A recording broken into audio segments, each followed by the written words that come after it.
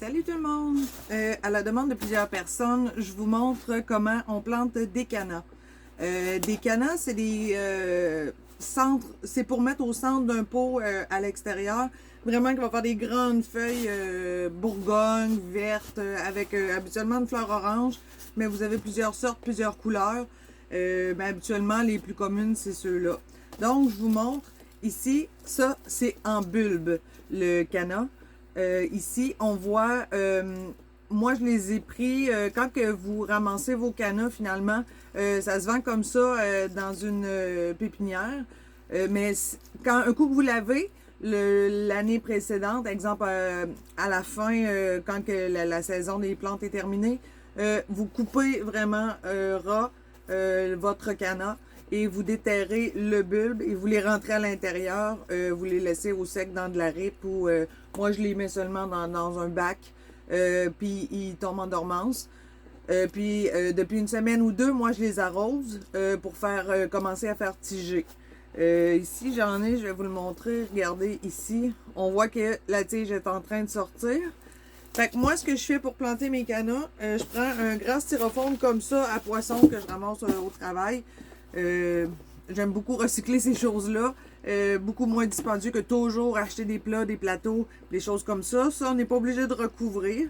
Donc, terreau d'empotage, même chose. Je fais des trous dans mon plateau pour poisson pour faire évacuer. Après, je le mets dans un plat, toujours pour mon drainage. Parce que si vous laissez, parce que si vous demandez pourquoi que je fais toujours des trous dans tout ce que je mets, c'est que si vous arrosez trop, l'excédent d'eau va se drainer seul, va aller dans les trous au lieu de rester dans votre pot puis faire pourrir les racines de ce que vous avez planté.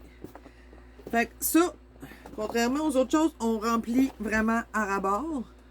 Fait que ici, je continue. Ça prend beaucoup de temps, par exemple, faire les cannas, mais c'est tellement beau, ça vaut la peine. Donc, je continue à remplir comme ça. Vous pouvez mettre aussi, dans le fond, pour votre drainage, si vous voulez pas faire des trous dedans, du styrofoam cassé. Souvent, moi, je prends ça parce que, un, c'est moins lourd aussi pour le pot. Puis ça prend pas, tu sais, il est capable de faire ses racines à travers pareil, puis votre plat est plus léger après, et ça prend beaucoup moins de terre si vous en avez pas beaucoup. Donc, ici, comme vous voyez, je l'ai rempli au moins presque aux 3/4. Donc, pour ceux qui ne le savent pas, que je connais qui ne le savaient pas, on a un sens pour le planter. Comme on voit ici, on a les racines qui sont comme secs, et puis le bout qui dépasse. Ici, attendez, je vais prendre celui qu'on le voit mieux, là, comme ça. Le bout qui dépasse ici, c'est lui qu'on plante vers le haut parce que c'est lui qui tire vers la lumière. Donc, vous faites un trou, comme ça, je vous montre. Yep. Faites un trou comme ça avec vos doigts, vous le rentrez en profondeur, puis vous entourez comme ça autour, vous voyez, comme ça, en laissant sortir le bout un peu. Vous pouvez complètement l'abrier comme ça, si vous voulez. Mais moi, vu que le bout est sorti, je le laisse sortir. Comme ça, il n'y aura pas à percer à travers. Dans un plateau comme ça, vous voyez, j'en ai 1, 2, 3, 4, 5.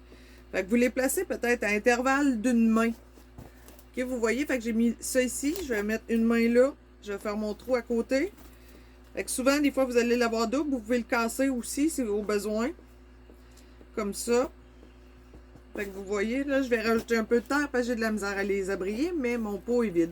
Donc, ici, je vais l'envoyer ici, puis je rajouterai de la terre par après. Comme ça. Fait que vous les rentrez dans la terre, on tape autour comme ça. Fait que vous voyez bien, je vous l'approche pour que vous voyez. Comme ça, moi, je les laisse sortir.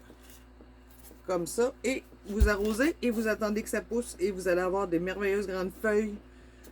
Bourgogne ou selon celle que vous avez ramassée l'année d'avant. On met sous lumière. Puis si vous avez des questions, écrivez-moi. Bonne journée!